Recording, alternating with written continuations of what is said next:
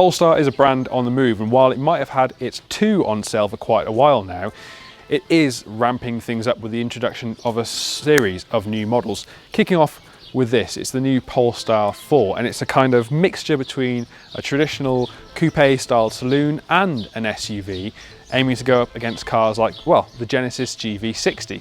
It's got boatloads of tech, and its most important or most talked about feature is its lack of rear window. But what is it like to drive, and what kind of features are inside? Well, that's what we're going to be finding out today. The Polestar 4, interestingly, is actually positioned between the 2 and the 3, and that's a badging system that I find just a little bit confusing. But putting that aside, what does it look like? Well, it's actually dubbed a sporty SUV, and though I think it looks more like a pseudo estate car on lifts, you can kind of see what Polestar are getting on with.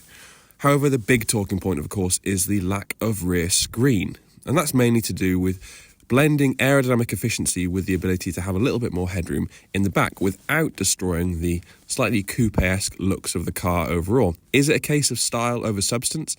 Well, maybe a little bit, but you've got to say that it really does get people talking, and it gives the Polestar 4 a look that is, well, uncomparable to any other car on the road today. As we've come to expect, the 4 is absolutely packed full of technology, and some of it is good and some of it is bad. I like the fact that this large screen has quick shortcuts to disable the features that are often a little bit annoying, like lane keep assist or the speed limit warning.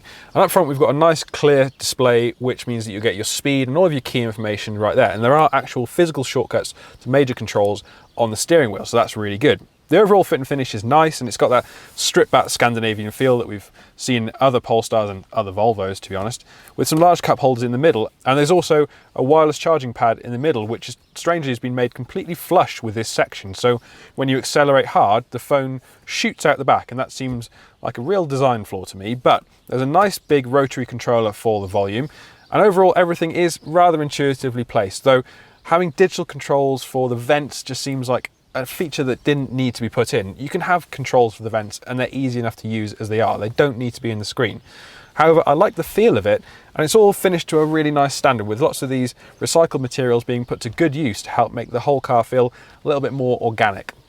The reason behind the lack of rear screen in the 4 is largely to help improve rear seat headroom. You've got to say, things have been quite successful. There's plenty of space back here, despite the fact that we've got a full-length panoramic screen, and there's a decent amount of room for my knees and for my feet too, though I will say that my feet are set up quite high, so I feel a little bit concertinaed up. But the seats themselves are nice and wide and comfortable, though this central one is reasonably slim, so I will say that it'll probably be more of a 4-seater generally and an occasional 5-seater. However, we have got some independent controls for the heating and ventilation up front, and there are also ways to control the media, so whatever's playing there you can take charge of. If you don't fancy the song that the person in front has set, then you can just skip ahead, which might lead to some arguments, but you can only find out by trying it. You've also got 2 USB-C charging points for topping up devices, and some handy cargo nets ahead for keeping those looser items safe. Overall, it's a comfort-focused interior, but it's one that I think does come together well. A slight software mix-up meant that the cars that we were driving out in Spain weren't exactly representative of what we'd be getting here in the UK.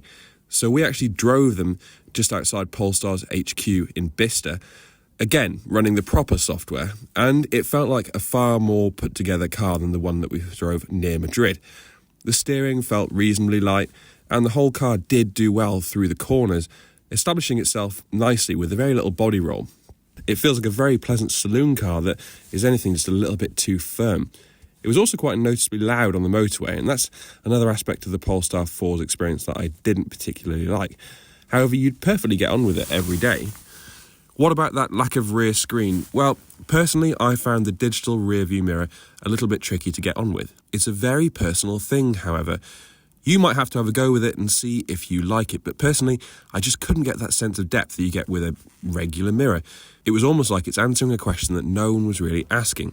It's actually quite tricky to stand out in the EV market these days. Everything feels relatively similar, but I think that the Polestar 4 has done well to put its head above the surface and say, I'm a little bit different. Most of that comes down to the lack of rear screen, and while I'm not completely behind it, I still just think it would be better just to have a clear rear window.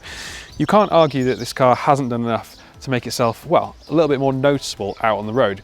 It's got loads of tech inside, and I think the general usability of the shortcuts and features that Polestar have included in the 4 make it a far better proposition than others which we've seen taking a completely screen-centric approach, even though this of course relies on a very big infotainment setup. The rear seat space is good, and while I think Polestar isn't positioning the 4 quite correctly as a sports vehicle, I think it's more comfort focused. It's a generally well executed product and one that feels like a nice addition to the EV segment overall.